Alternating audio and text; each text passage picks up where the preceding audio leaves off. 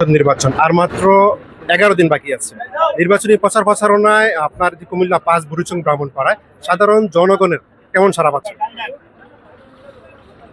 আপনি ধন্যবাদ আমার দেশ পত্রিকার আমাদের কুমিল্লার জেলা প্রতিনিধিকে। সারা তো কেমন পাচ্ছি এটা আপনারা প্রত্যক্ষ পরোক্ষভাবে জেনে নেবেন। সারা মানে অস্বাভাবিক ছাড়া।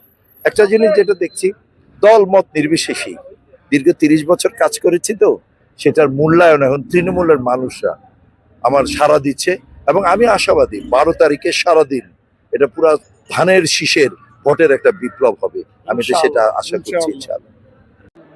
আমি যতটুকু দেখছি আলহামদুলিল্লাহ, এবং আমাদের আপনার 11 দলে আমরা এখন আছি। আমাদের তরুণরা যারা জুলাই রক্ত দিয়েছে, যারা শহীদ হয়েছে, তারা আমরা একসাথে আছি।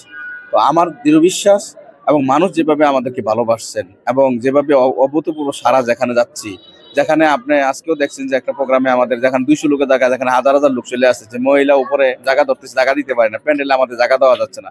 মানুষ পরিবর্তন চাচ্ছে এবং সবার মুখে মুখে একটাই যে ভাই সব তো আমরা দেখছি, একবার আমরা দাঁড়িপাল্লাকে দেখতে চাই।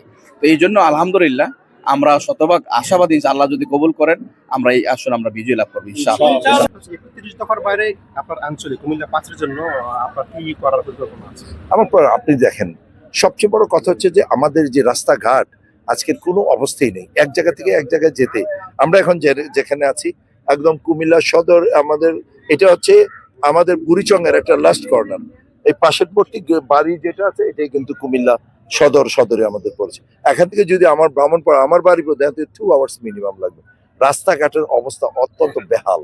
তো আমাদের একটা মেইন পরিকল্পনাটা হচ্ছে, যদি আমি নির্বাচিত হই, আমার দল যদি ক্ষমতা হয়, তারেক রহমান এদেশের প্রধানমন্ত্রী হয়, আমার একটা দৃঢ় বিশ্বাস তারেক রহমান আমার প্রতি, এটা ওনার আস্থা বিশ্বাস আমার প্রতি আছে। এবং বাংলাদেশের অন্য নির্বাচনী এলাকায় কতটুকু ডেভেলপমেন্ট হবে জানি না, আমি ইনশাল্লাহ আশাবাদী আমার নেতা তারেক রহমান সর্বোচ্চ আমাকে বরাদ্দ যেটা আছে কুমিল্লা ৫ বুড়িচং ব্রাহ্মণপাড়া দেবে। এই এলাকার উন্নয়ন, অনেক উন্নয়ন হবে ইনশাআল্লাহ। সর্বশেষ বিষয়টা হচ্ছে এখনো পর্যন্ত নির্বাচনের লেভেল প্লেইং ফিল্ড যেটা আছে আপনার কাছে কি মনে হচ্ছে? এখন পর্যন্ত ভালো আছে কুমিল্লা ৫ বুড়িচং ব্রাহ্মণপাড়া। এখন পর্যন্ত আমি যেটা দেখছি এটা এই ধারাবাহিকতাটা যাতে ১২ তারিখ বিকাল ৫টা পর্যন্ত থাকে ইনশাআল্লাহ।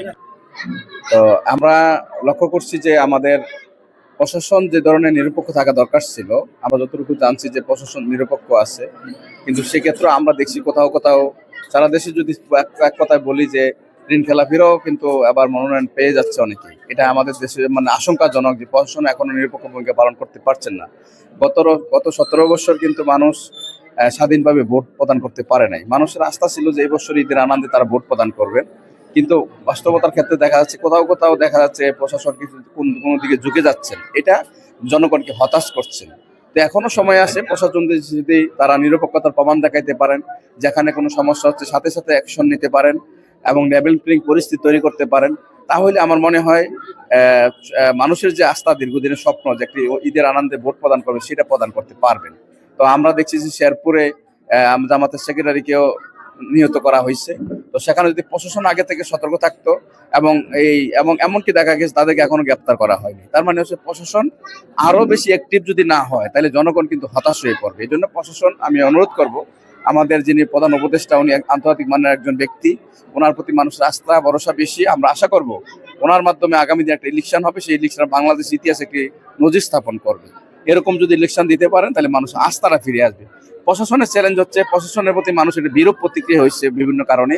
এটা যদি প্রশাসন আবার নিরপেক্ষতা দেখায় তাহলে প্রশাসনের প্রতি মানুষের আস্থা তৈরি আসবে। এই জন্য সমস্ত ধরনের প্রশাসনের উচিত এই বছর একবার আলিফের মতো সোজা হয়ে নিরপেক্ষভাবে এবং তাদের অধীনে কেউ যেন কোনো ধরনের কারচুপির সুযোগ না নিতে পারে, এরকম একটা শক্ত ইলেকশন প্রশাসনকে দেওয়া দরকার। তাহলে বাংলাদেশ এগিয়ে যাবে, প্রশাসনের প্রতি আস্থা বেড়ে যাবে এবং বাংলাদেশের জনগণের একটা আস্থার জায়গা তৈরি হবে এবং বাংলাদেশ উন্নতির একটা রাস্তা তৈরি হবে আমি মনে করি।